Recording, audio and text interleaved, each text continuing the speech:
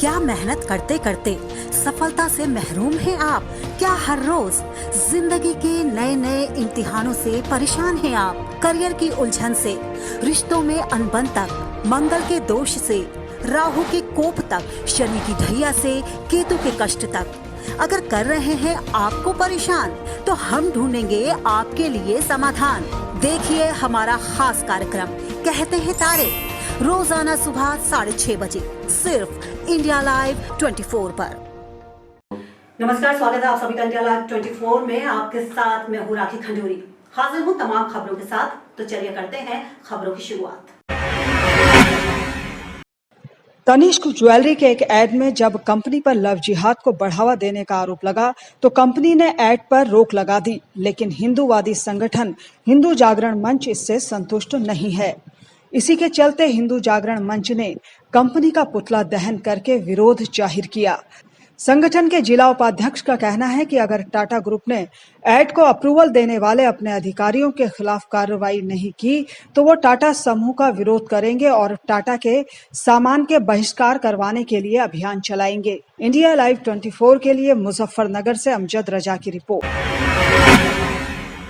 PM Modi और CM योगी पर की गई अभद्र टिप्पणी के आरोप में बाबरी मस्जिद के पूर्व पक्षकार रहे इकबाल अंसारी की क्लोजर रिपोर्ट कोर्ट ने निरस्त कर दी है और निशानेबाज वर्तिका सिंह की मांग पर कोर्ट ने मामले के दोबारा जांच के आदेश दे दिए हैं, जिसे वर्तिका सिंह ने सत्य की जीत करार दिया है।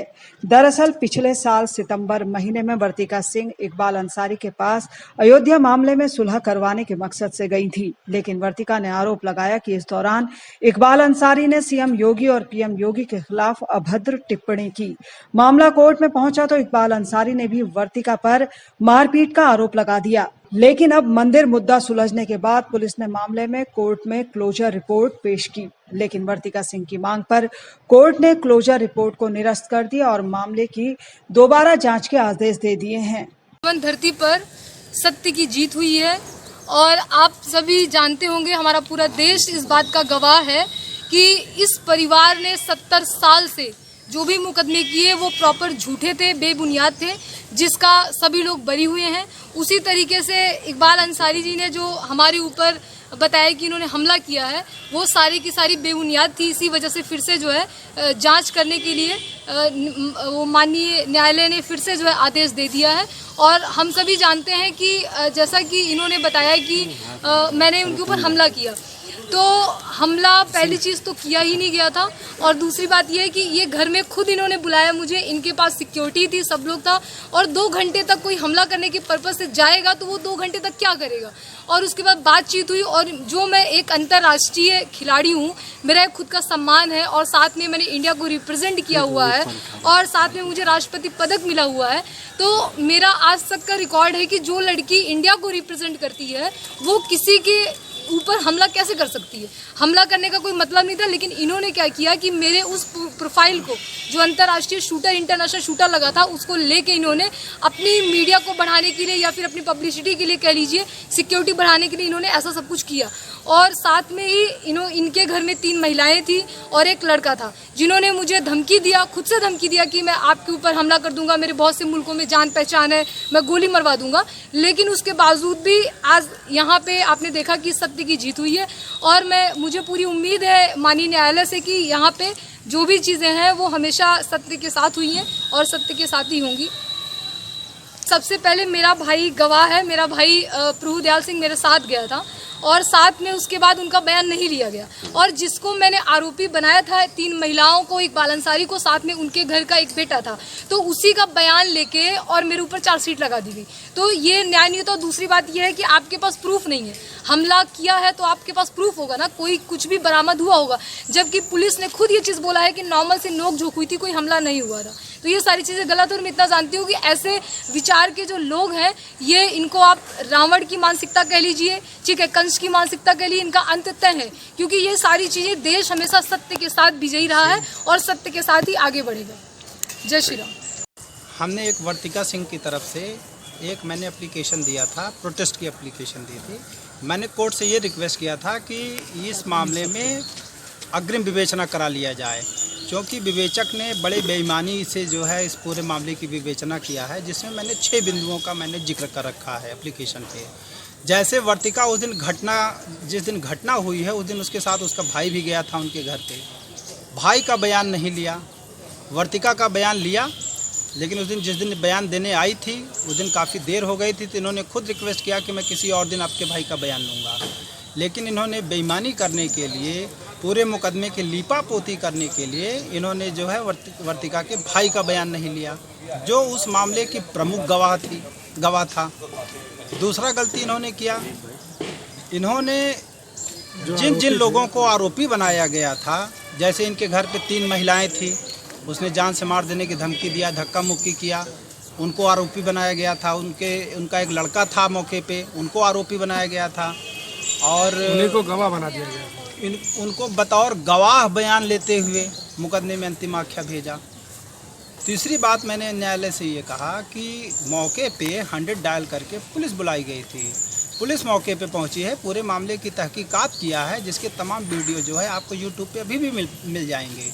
लेकिन इसके बावजूद विवेचक ने उनसे कोई पूछताछ नहीं किया।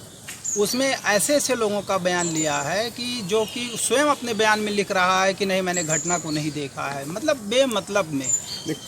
कौन से प्रमुख बिंदु थे जिनको कोर्ट ने कहा कि नहीं ये बिल्कुल जिन्होंने प्रमुख बिंदु में मैंने पहला क्वेश्चन यही उसमें रेस किया है कि भाई का बयान क्यों नहीं लिया। दूसरा बिंदु मैंने ये रेस किया है कि जो मुकदमे में आरोपी हैं वही आरोपियों का आपने बयान लेकर के आपने फाइनल क्यों लगा दिया। इकबाल अंसारी की अगर पत्नी और बेटी और बेटा अगर बयान दे रहे हैं तो इकबाल अंसारी के फेवर में ही देंगे। फिर इकबाल अंसारी और उनके पत्नी और उनकी बेटियां और बेटा सब उस मुकदमे में आरोपी हैं। फिर आप आरोपी की बात को पे विश्वास करके आपने अंतिम आख्या कैसे भेज दिया। आपको बताएं जो एफआईआर इकबाल अंसारी ने किया था, उस एफआईआर में स्वयं उन्होंने कहा है कि मैंने वर्तिका को घर के अंदर बुलाया, इसके बावजूद 452 में चार्जशीट लगाया है। मतलब पूरी तरह से मनमानी किया है। क्या विवेचक का यही धर्म होता है? जिसको 452 की डिफिनेशन नहीं पता है वो विवेचना कैसे कर रहा है? तो कोर्ट ने इसको फिर पुनर्विवेचना किया।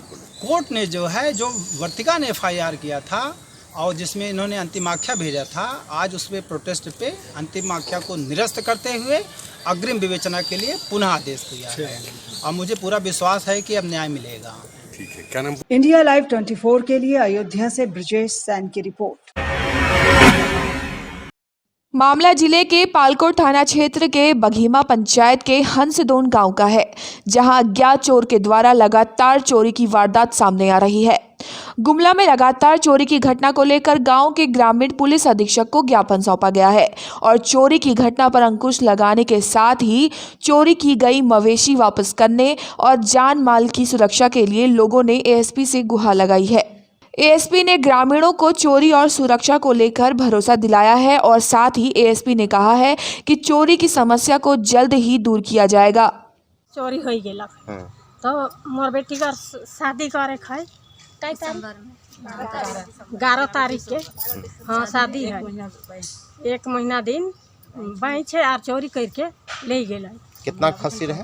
5 खस्सी। कितना दाम के रहे? दाम तो 25-30 किलो का हिसाब, एक हाँ 1 लाख। 1 लाख रुपया खस्सी हाँ रहे? 1 लाख कर। तब ओकर बाद का होला? तो अब तो ले ही गेल है। अब तो मैं का करन है, शादी ब्याह करे है। अब तो मुझे कोनो उपाय नहीं बुझात है। से ले डीसीएसपी जगह मिले का है,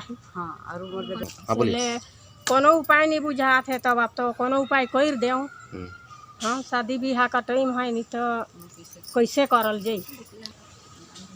ओ आए रहे तो आप तो देख ताक के गेल है, वो तो कोनो नहीं कहल है। अब तो का करी, फोटो मन कर ले गए, घर कर ले गए, गोहार घर मन कर 4 चौगुदा घर दूरा कर ले गए और तो कोनो नहीं कहल है। आपका क्या नाम है? मोर बुटैन देवी।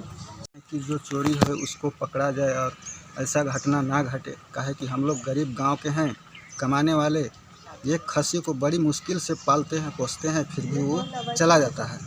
तो इसलिए हम लोग एसपी से गुहार लगाने आए हैं कि हम लोग के यहाँ चोरी कुछ ना होए, बस यही। सर वो देख रहे हैं, बोला उसको भी दिए। कौन देख रहे हैं? मतलब जो जांच कर रहे हैं कह के आया था गांव में। वो भी कौन जांच कर रहे हैं? के है? नाम बताइए ना पूरा। के? सर कुंदन कुमार दारोगा।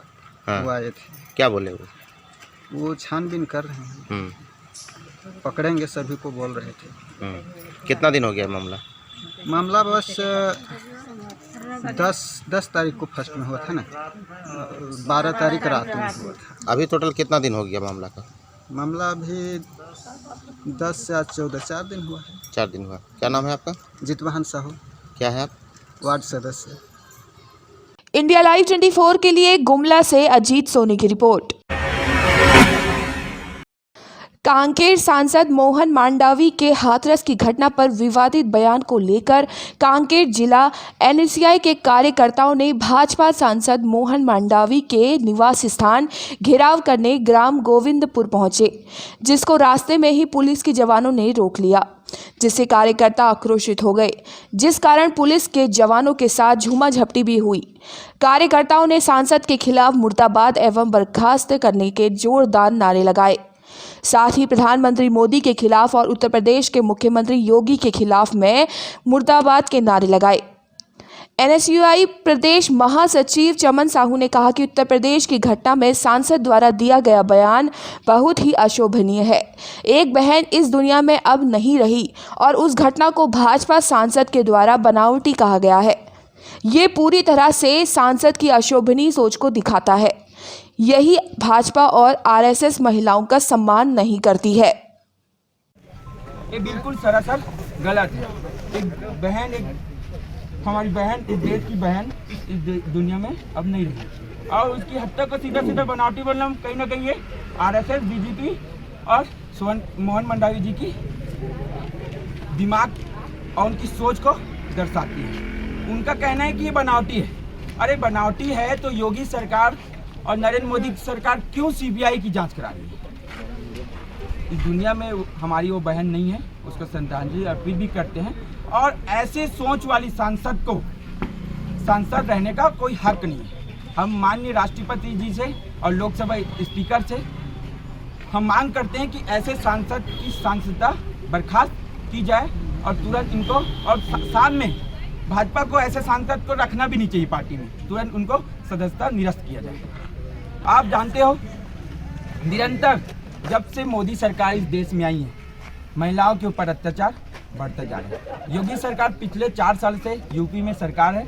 यूपी की स्थिति आप देख चुके हो, निरंतर वहां पर महिलाओं के विरुद्ध और ऐसे किट हुआ जा रहा है। ये बिल्कुल गलत है। योगी सरकार, मोदी सरकार इसके लिए पूरी तरह जिम्मेदार है और उनको नैतिकता के आधार पर तुरंत इस्तीफा भी देना चाहिए और ऐसे सांसद को तो रखना चाहिए, तुरंत बर्खास्त कर देना चाहिए। हमारी एनएसयूआई की मांग है, ये कांकेर एनएसयूआई की मांग नहीं है, पूरे प्रदेश एनएसयूआई और देश की एनएसयूआई की मांग है, ऐसे सांसद को तुरंत बर्खास्त किया। इंडिया लाइव 24 के लिए कांकेर से टोकेश्वर साहू की रिपोर्ट। छत्तीसगढ़ के सुकमा जिले के जगरगुंडा थाना क्षेत्र अंतर्गत ग्राम कोंडा सावली के पास से सीआरपीएफ के जवानों ने नक्सलियों द्वारा सुरक्षा बलों को नुकसान पहुंचाने के लिए बनाए गए स्पाइक होल को ढूंढकर गड्ढों से 79 स्पाइक बरामद किए हैं। पुलिस से मिली जानकारी के अनुसार नक्सलियों की मौजूदगी की सूचना मिलने पर सीआरपीएफ 231 बटालियन के जवानों को मौके पर उप कमांडेंट मृत्युंजय कुमार और सहायक कमांडेंट विशाल कुमार तथा शिव कुमार यादव के नेतृत्व में सर्चिंग के लिए रवाना किया गया था। जवानों की सतर्कता के चलते उनकी नज़र कच्चे मार्ग में बने गड्ढों पर पड़ी। जवानों ने पगडंडियों पर बने गड्ढों की जांच करने पर जवानों को मौके पर से नक्सलियों द्वारा लगाए गए स्पाइक होल बरामद किए हैं। जवानों ने पूरी सतर्कता के साथ 79 स्पाइक बरामद कर सभी स्पाइक होल के गड्ढों को अच्छी तरह से बंद कर सभी को सुरक्षित आवागमन का मार्ग प्रशस्त किया है। इंडिया लाइव 24 के लिए जगदलपुर से मनीष सिंह की रिपोर्ट। और फिलहाल इसी के साथ इस बुलेटिन में बस इतना ही। दीजिए इजाजत, नमस्कार।